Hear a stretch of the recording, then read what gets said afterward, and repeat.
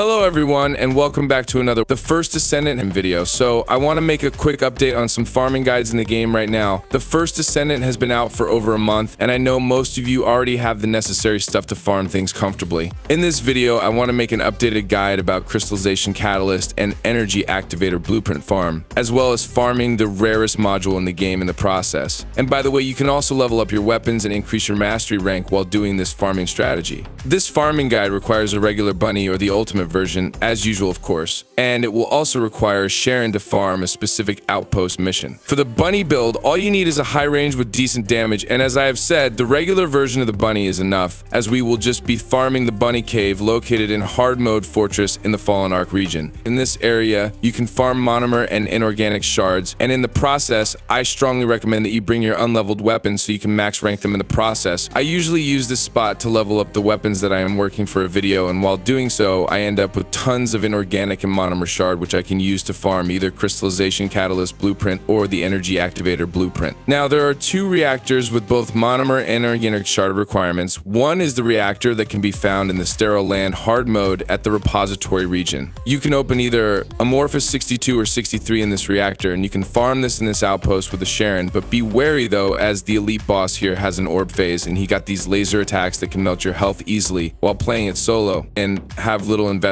in your survivability. In my case, I can just tank the boss with some high health values with my Sharon right now, pair with a good amount of defense, and just destroy the elite unit with either my Thunder Cage or the Enduring Legacy, which I am currently optimizing the build right now. The second reactor is located in the hard mode fortress situated in the Fallen Ark region. However, you will need to move into the converter facility to farm the outpost here, which gives you Amorphous 120 and 121. Now, you will need to defeat an orb phase elite boss to crack the amorphous materials in this reactor in the fortress, but you don't need to worry about it since during patch 1.0.7, the developers nerfed the health of reactor bosses that you can just melt them in just a matter of seconds. Between the two outpost farms though, I still prefer the fortress outpost and the converter facility, as the elite unit is way easier to farm solo than the one in the sterile land outpost. This is just a preference, but I am usually farming this solo, and I am doing an outpost mission farm while doing a script for my videos. When it comes to dealing with reactor bosses, I just use ultimate bunny with high voltage build to kill the elite unit with my lightning emission skill. You can do it right now with a gun, but it's way more comfortable for me to these bosses with lightning emission bunny. Finally, doing this farming strategy is one of the best ways to get the rarest module in the game, called Shot Focus. This is a rare cerulean module that grants firearm attack bonus, but decreases your skill power. This is the only module I am missing right now to finalize my Gunzerker Ajax and Glaive build, which I will share once I finally got this mod. The only way to get this module though is through combining modules, and based from what I've heard, it seems that your best odds on getting this is by combining rare cerulean Descendant mods for Shot Focus, as 4 of those combined gives you a 33% chance compared to base's 16%. To roll another cerulean mod, of which is another 33% chance for Descendant mod, of which is 7.14% to be Shot Focus, which comes to an overall 0.7%. To make it short, the main idea is that you should combine rare cerulean Descendant modules so you can get a higher chance of getting Shot Focus. In the fortress outpost and the converter facility, you have a 30% chance to get a Battle of Stamina, which is a cerulean Descendant module. In the sterile land outpost, you can get HP conversion to shield rare Descendant module, which is also a cerulean type. In the worst case that you don't get Shot Focus from combining these rare cerulean Descendant modules, then you can also combine the cerulean modules you get from either the reactor bosses or the bunny cave. The cerulean modules you get from these missions are for weapons, but there's still a chance that it will turn into a rare cerulean Descendant module.